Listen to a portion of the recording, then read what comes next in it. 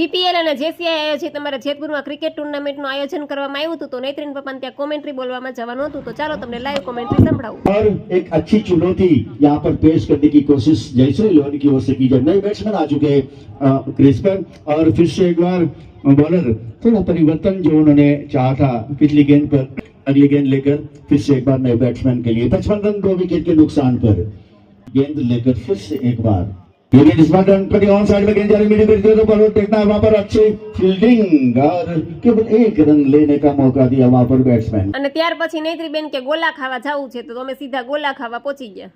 Oh my god. પછી ગોલા ખાઈને ઘરે આવ્યા અને રાત્રે પણ બહુ મોડું થઈ ગયું, પછી સુઈ ગયા। ઉઠીને વળી પાછા બેન કે હું કચરા પોતા કરું, તો સાવણી બેને હાથમાં લઈ લીધી અને બપોર પડતા જ અમે તો ફ્રૂટ ખાઈએ છીએ, અમે રાંધેલું ખાતા નથી, તો બપોરે જ બધું ફ્રૂટ સુધારીને બેસી ગયા અમે લોકો જમવા।